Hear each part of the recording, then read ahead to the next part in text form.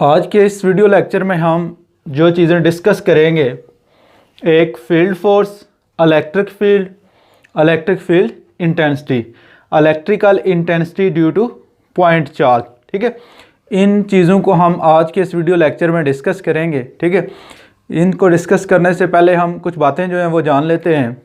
हम जानते हैं कि इस यूनिवर्स के अंदर बेसिकली दो फोर्सेस जो हैं वो एग्जिस्ट करती हैं। ठीक है, एक हमारे पास है इलेक्ट्रोस्टैटिक फोर्स। हमें पता है कि इलेक्ट्रोस्टैटिक फोर्स जो है वो दो चार्जेस के दरमियान एग्जिस्ट करती है। दूसरे नंबर पे ग्रेविटेशनल फोर्स के बारे में हम जानते हैं कि ये फोर्स दो मैसेज के दरमियान एग्जिस्ट करती है।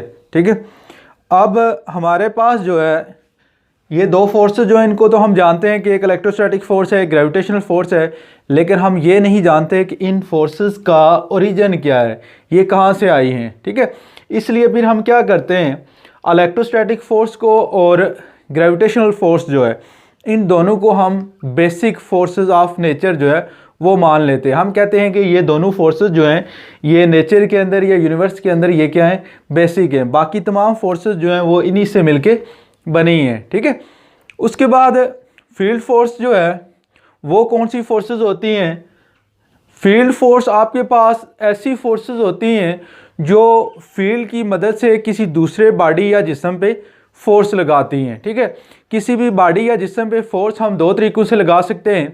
एक तो हम किसी बॉडी या जिस्म पे फोर्स लगाते हैं कांटेक्ट करके, और दूसरे नंबर पे हम फोर्स लगाते हैं विदाउट कांटेक्ट। दो तरीक़ों से किसी बॉडी या जिस्म पे फोर्स अप्लाई की जा सकती है, एक विद कांटेक्ट और दूसरे नंबर पे विदाउट कांटेक्ट।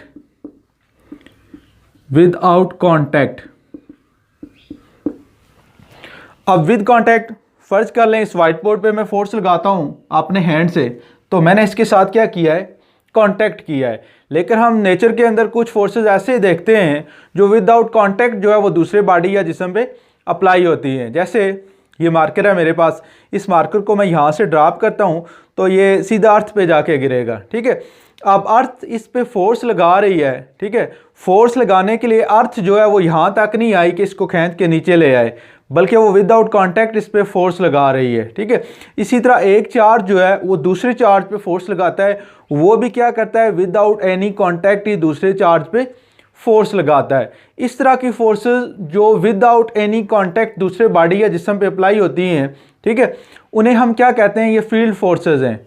इलेक्ट्रोस्टैटिक फोर्स आपके पास फील्ड फोर्स है, यानी एक चार्ज दूसरे चार्ज पे फोर्स लगाता है, वो बगैर कांटेक्ट के दूसरे चार्ज पे फोर्स लगा रहा है।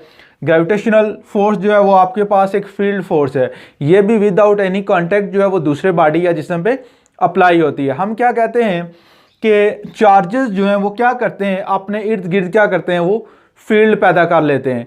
अब कोई भी बॉडी या जिस्म जो है, बल्कि कोई भी चार्ज जो है वो उसके फील्ड के अंदर आता है तो वो क्या करेंगे, उस पर फोर्स लगाएंगे। ठीक है, इसी तरह ग्रेविटेशनल फोर्स जो है अर्थ की वजह से है। अब जो भी बॉडी या जिस्म जो है वो अर्थ ग्रेविटेशनल फील्ड के अंदर आएगा, उस पे अर्थ क्या करेगी, फोर्स लगाएगी। अगर कोई बॉडी या जिस्म जो है वो अर्थ ग्रेविटेशनल फील्ड से बाहर है तो अर्थ उस पर फोर्स नहीं लगा पाएगी। लेकिन कोई भी बॉडी या जिस्म अगर अर्थ के ग्रेविटेशनल फील्ड के अंदर आ जाता है तो अर्थ जो है उस पर ज़रूर फोर्स लगाती है। इस तरह की फोर्सेस जो हैं हम उन्हें क्या नाम देते हैं, फील्ड फोर्स का नाम देते हैं, कि ये क्या करती हैं, अपने इर्द गिर्द जो है फील्ड क्रिएट करते हैं और इस फील्ड की मदद से दूसरे बॉडी या जिस्म पे ये क्या करते हैं, फोर्स लगाते हैं। उनकी एग्जांपल हमारे पास क्या, इलेक्ट्रोस्टैटिक फोर्स और ग्रेविटेशनल फोर्स। अर्थ अपने इर्द गिर्द क्या करती है, फील्ड पैदा करती है, जिसे हम क्या कहते हैं, ग्रेविटेशनल फील्ड। ठीक है, अगर कोई बॉडी या जिस्म भी उस फील्ड के अंदर आ जाता है तो अर्थ उस पर क्या करेगी, फोर्स लगाएगी। इस तरह चार्जेस जो हैं ये भी क्या करते हैं, अपने इर्द गिर्द फील्ड पैदा करते हैं और उस फील्ड की वजह से क्या करते हैं, किसी दूसरे चार्ज पे ये फोर्स लगाते हैं। और इस तरह की फोर्सेस को हम क्या नाम देते हैं, फील्ड फोर्स का नाम देते हैं। इलेक्ट्रिक फील्ड जो है उसका सबसे पहले हमें कॉन्सेप्ट जो है वो माइकल फैराडे जो थे उन्होंने दिया था ठीक है। अकॉर्डिंग टू माइकल फैराडे के चार्ज जो है वो दूसरे चार्ज पे फोर्स लगाता है, वो बगैर कांटेक्ट के फोर्स लगाता है। तो माइकल फैराडे के अकॉर्डिंग जो है चार्ज क्या करता है, अपने चारों अतराफ में क्या करता है, वो एक स्पेसिफिक किस्म की या ख़ास किस्म की इलेक्ट्रिकल स्ट्रिंग जो है वो फैला देता है।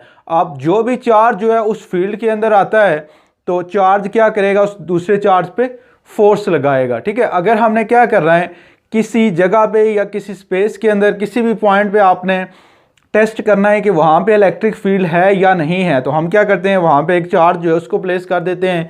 अब अगर हम वहाँ पे एक चार्ज को प्लेस करेंगे, अगर वो चार्ज जो है कोई फोर्स जो है उसको एक्सपीरियंस करता है तो हम कहते हैं कि वहाँ पे इलेक्ट्रिक फील्ड है। ठीक है। अगर वहाँ पे वो चार्ज जो है वो फोर्स को एक्सपीरियंस नहीं करेगा, फोर्स महसूस नहीं करेगा, तो हम कहेंगे कि वहाँ पे इलेक्ट्रिक फील्ड नहीं है। हम फ़र्ज़ कर लेते हैं कि हमारे पास यहाँ पे एक चार्ज Q जो है वो पड़ा हुआ है। ठीक है। अब ये चार्ज Q क्या करेगा, अपने इर्द गिर्द फील्ड पैदा करेगा। ठीक है। तो हम यहाँ पे इसको हम नाम दे लेते हैं, ये हमारे पास क्या है, सोर्स चार्ज है। एक यहाँ पे हम चार्ज प्लेस करते हैं, इसे हम नाम दे लेते हैं Q0 का, इसको हम यहाँ पे प्लेस कर देते हैं। ठीक है। अब यहाँ पे अगर हमने इस चार्ज को प्लेस किया है तो ये चार्ज जो है इस चार्ज की वजह से क्या करेगा, फोर्स एक्सपीरियंस करेगा। चूँकि इस चार्ज ने अपने चारों तरफ जो है वो इलेक्ट्रिकल स्ट्रिंग जो है वो फैलाई हुई हैं। अगर किसी चार्ज को हम यहाँ पे प्लेस कर देते हैं तो यहाँ पे भी ये फोर्स एक्सपीरियंस करेगा।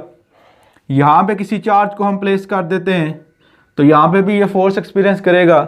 इसी तरह यहाँ पे भी हम किसी चार्ज को अगर प्लेस करते हैं तो ये चार्ज क्या करेगा, फोर्स एक्सपीरियंस करेगा, फोर्स को महसूस करेगा। किस चार्ज की वजह से महसूस करेगा, इस सोर्स चार्ज की वजह से। ठीक है। चूँकि जो भी चार्ज इस चार्ज के इलेक्ट्रिक फील्ड के अंदर आएगा वो इस चार्ज की वजह से फोर्स को एक्सपीरियंस करेगा या फिर महसूस करेगा। ठीक है। अब क्या होता है, अगर मैं यहाँ पे किसी चार्ज को प्लेस कर देता हूँ, यहाँ पे कोई चार्ज जो है वो ज़्यादा फोर्स महसूस करेगा एज़ कम्पेयर टू दिस। चूँकि इन दोनों के दरमियान डिस्टेंस ज़्यादा है, इन दोनों के दरमियान डिस्टेंस क्या है, कम है। और हम जानते हैं कि इलेक्ट्रोस्टैटिक फोर्स जो है वो डिस्टेंस के इन्वर्सली प्रोपोर्शनल है। अगर डिस्टेंस ज़्यादा होगा तो इलेक्ट्रोस्टैटिक फोर्स जो है वो क्या होगी, कम होगी। अगर डिस्टेंस कम है तो इलेक्ट्रोस्टैटिक फोर्स जो है वो क्या होगी, ज़्यादा होगी। ठीक है। अब हम जो इलेक्ट्रिक फील्ड है उसको हम कैसे डिफाइन करते हैं, इलेक्ट्रिक फील्ड इज रीजन और space around the charge with in which it's electrical force is felt by other charges. ठीक है।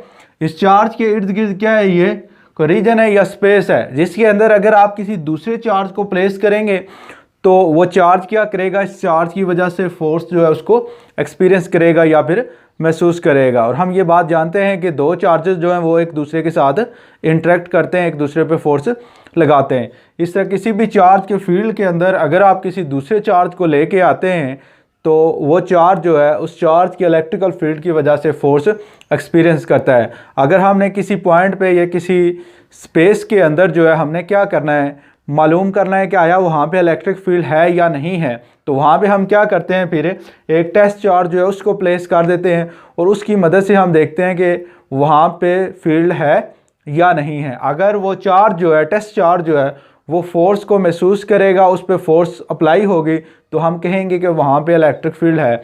अगर वहाँ पे वो चार्ज जो है वो फोर्स को एक्सपीरियंस नहीं करता तो हम कहते हैं कि वहाँ पे इलेक्ट्रिक फील्ड नहीं है। इस तरह हम किसी भी पॉइंट पे स्पेस के अंदर जो है वो इलेक्ट्रिक फील्ड को टेस्ट कर सकते हैं कि आया वहाँ पे इलेक्ट्रिक फील्ड जो है वो एग्जिस्ट करता है या नहीं करता है। अब अगर हम यहाँ पे चार्ज को प्लेस करते हैं तो यहाँ पे चार्ज जो है वो डिफरेंट फोर्स महसूस करता है। सिमिलरली हम यहाँ से उठा के इस चार्ज को यहाँ पे अगर प्लेस कर देते हैं तो यहाँ पे ये जो फोर्स एक्सपीरियंस करेगा वो डिफरेंट होगी। यहाँ पे अगर वो 1 न्यूटन फोर्स एक्सपीरियंस करता है तो यहाँ पे कितनी फोर्स एक्सपीरियंस करता है, 2 न्यूटन फोर्स एक्सपीरियंस करता है। ठीक है। इसी तरह यहाँ पे हम प्लेस कर देते हैं तो यहाँ पे फोर्स जो चार्ज एक्सपीरियंस करेगा उसकी क्वांटिटी क्या होगी, डिफरेंट होगी। इस टर्म को मेजर करने के लिए या इस चीज़ को एक्सप्लेन करने के लिए हम एक नई टर्म जो है वो इंट्रोड्यूस कराते हैं जिसे हम नाम देते हैं इलेक्ट्रिक फील्ड इंटेंसिटी का। ठीक है। अब ये जो फोर्स इस चार्ज पे अप्लाई होगी, एक तो ये फोर्स जो है वो डायरेक्टली प्रोपोर्शनल होगी क्वांटिटी ऑफ चार्ज के। अगर मैं फर्ज कर लें मेरे पास ये एक चार्ज है, इसकी क्वांटिटी है 1 कूलम, इसको मैं यहाँ पे प्लेस कर देता हूँ तो ये 1 न्यूटन फोर्स एक्सपीरियंस करता है। मेरी जो क्वांटिटी है वो 2 कूलम है, इसको मैं यहाँ पे प्लेस करता हूँ तो ये 2 न्यूटन फोर्स जो है उसको एक्सपीरियंस करता है। तो फोर्स जो चार्ज पे अप्लाई होगी टेस्ट चार्ज पे वो डायरेक्टली प्रोपोर्शनल होगी क्वांटिटी ऑफ चार्ज के। दूसरे नंबर पे ये फोर्स जो है ये डायरेक्टली प्रोपोर्शनल है इलेक्ट्रिक फील्ड इंटेंसिटी के। यानी अगर हम चार्ज को यहाँ पे प्लेस करते हैं तो यहाँ पे ये 1 न्यूटन फोर्स एक्सपीरियंस कर रहा है, यहाँ पे प्लेस करते हैं तो यहाँ पे ये क्या कर रहा है 2 न्यूटन फोर्स। यहाँ पे जो है इलेक्ट्रिक फील्ड इंटेंसिटी जो है वो क्या है ज़्यादा है, यहाँ पे इलेक्ट्रिक फील्ड इंटेंसिटी जो है वो क्या है कम है। F is directly proportional to E electric field intensity. उसके बाद हम क्या करते हैं इन दोनों इक्वेशन को कंबाइन करते हैं तो हमारे पास क्या आता है F is directly proportional to Q naught E। इस प्रोपोर्शनलिटी के साइन को अगर मैं हटाता हूं तो हमारे पास क्या आ जाता है F इज़ इक्वल टू के Q नॉट E। E की वैल्यू जो है वो हमने फाइंड आउट करनी है तो हमारे पास E किसके इक्वल आता है, E is equal to F divided by Q naught 1/K। ठीक है, फिज़िक्स का एक रूल है कि अगर आप किसी क्वांटिटी को फर्स्ट टाइम इंट्रोड्यूस करा रहे हैं तो वहाँ पे जो कांस्टेंट आता है उसके साथ उसको आप क्या कर सकते हैं 1 कर सकते हैं, इक्वल टू 1 लिख सकते हैं। और यहाँ पे हम क्या कर रहे हैं इलेक्ट्रिक फील्ड इंटेंसिटी जो है इसको फर्स्ट टाइम इंट्रोड्यूस करवा रहे हैं तो यहाँ पे ये जो कांस्टेंट है कि इसको मैं क्या कर सकता हूँ 1 कर सकता हूँ। तो हमारे पास फिर E जो है वो किसके इक्वल आता है 1 divided by 1 F Q naught and E is equal to F divided by Q naught. ये हमारे पास क्या आ गया है इलेक्ट्रिक फील्ड इंटेंसिटी का फार्मूला आ गया है। ठीक है, अब इलेक्ट्रिक फील्ड इंटेंसिटी जो है उसको हम इस फार्मूले की मदद से क्या करेंगे डिफाइन करेंगे।